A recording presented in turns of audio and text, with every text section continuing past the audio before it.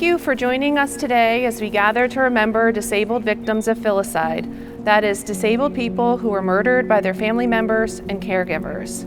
We gather in solidarity with the disability community across the world. When I talk to people about violence and abuse and people with disabilities, a lot of times people are really surprised, and they say something like, everyone loves disabled people, or like, who would be violent towards a disabled person? But it's not acknowledging the reality of ableism and how it works in our society, which is that people with disabilities face violence disproportionately. People with disabilities are the largest minority group. They are the only group anyone can become a member of at any time. We gather to grieve for over 650 disabled people who have lost their lives in the last 5 years, and to call for action. One way we do this is by listening to the names of the disabled victims of filicide identified this year. Acknowledging their names is an important part of this memorial vigil. Disability Community Day of Mourning is an annual event that's held on March 1st every year. I went to an in-person Day of Mourning at the University of Pittsburgh in 2020, and then I discovered the Schlemmer boys were on that list. Named Luke Schlemmer died April 1st, 2014, age of death 3. Daniel Schlemmer died April 5th, 2014, age of death 6. Cause of death, drowning. Location, McCandless, Pennsylvania, USA. I knew them from church and go to the men's breakfast. My dad and the two Schlemmer boys were there. Brothers Daniel and Luke were drowned in the bathtub by their mother because she was convinced they were autistic and would be, quote, better off in heaven. Luke died right away. Daniel lingered on life support for a few days. I would like to begin by sharing some background on why we gather every year. In March 2012, George Hodgkins, a 22-year-old autistic man, was murdered by his mother. George loved soccer, and he liked to go hiking, and he liked to visit the Disney store at the mall in his town. And that is largely all I know about George, because after he died, the news coverage of him really focused not on who he was as a person, but on his disability and on his mother's decision to kill him. Kind of the last straw for me was I read an article saying that some local parents of autistic children were planning a joint vigil for George and his murderer, where both of their lives would be commemorated together. And I felt that really wasn't appropriate, because I don't think you can commemorate George's life respectfully if you are at the same moment praising or being sympathetic towards his mother's decision to kill him. So I decided I was going to hold my own vigil, which I did with some local people in the disability community that I knew in Sunnyvale in front of the town hall. So I'm the director of advocacy at the Autistic Self Advocacy Network. I learned about ASAN in college, and I was learning a lot about what being autistic would mean for me as an adult. And I wanted to talk to other autistic adults very badly. So my parents told me about my disability diagnosis when I was 9. But even before then, I knew that there was something different about me, so that it was a big relief when they told me what it was. I think growing up with a disability made me really passionate about and interested in how society treats people that are different in some way, and aware of marginalization and oppression and how those things work. I was teaching a class on autism and neurodiversity. It's a seminar class in psychology.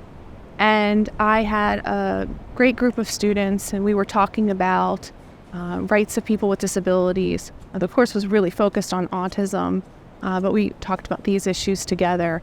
And there were things happening in the news that year, and I was getting quite frustrated and felt like there was nothing I could do. And so my students and I put together a vigil. This was back in 2018, and we've had one every year since. Elsie Green, age 65. Wendy Henson, age 74. Samantha Fraser, age 38. Samira Dominguez, age 5. Mark Randolph, age 50. Julie Burdett, age 61. Stephen Urig, age 77. There's so much potential in someone's life, and then to kill someone, it's all gone. There's nothing else that can happen to them. This, I guess, sounds very obvious and rudimentary, but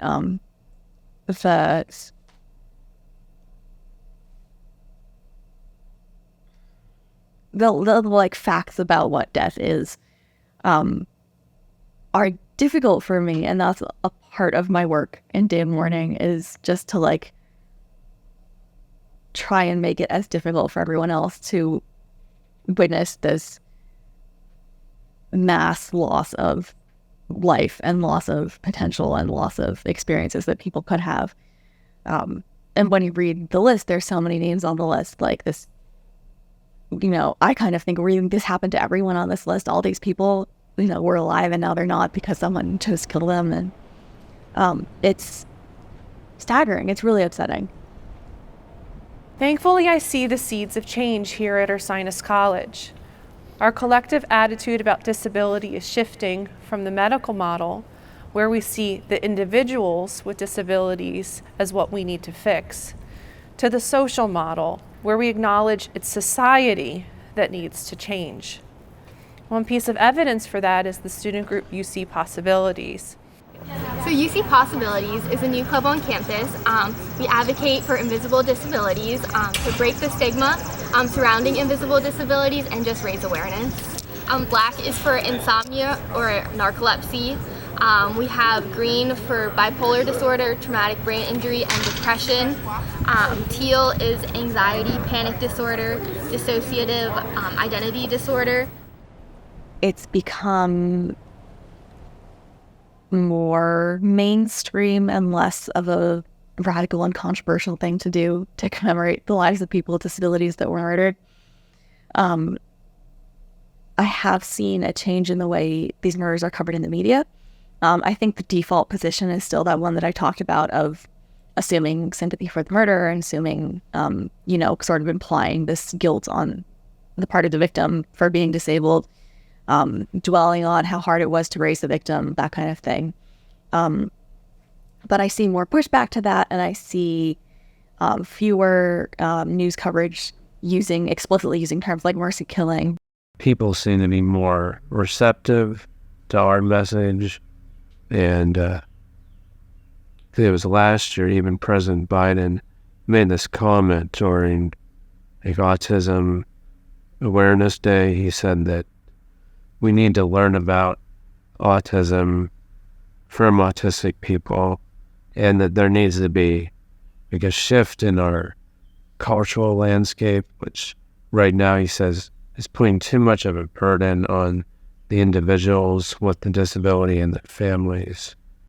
First year I went to Disability Day of Mourning. I saw Monica Still, and she was born with spina bifida, and her doctors left her to die at the hospital where she was born, but her mother was a nurse and she helped to clean her before she eventually got surgery. And now she's a nurse and she became a disability advocate, and she was invited to the inauguration last year by Pennsylvania Governor Joshua Shapiro.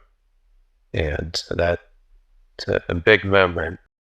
I set out to build a cabinet and a senior staff that looks like Pennsylvania and reflects the people and the communities that I just took an oath of office to serve and protect.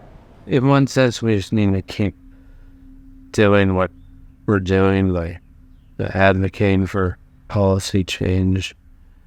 And then there needs to be a cultural transformation, and that can happen through other institutions besides government, like the entertainment field, filmmaking and art, education, and I think religion and churches and synagogues have a big role to play in this, because those are institutions that They instill the moral values that people hold like from a young age. Well, people like in the ideal world, like how would you see things working differently than they are? It's very difficult to picture the ideal world. I think in the ideal world would be free from violence, and people with disabilities wouldn't face this kind of violence and discrimination.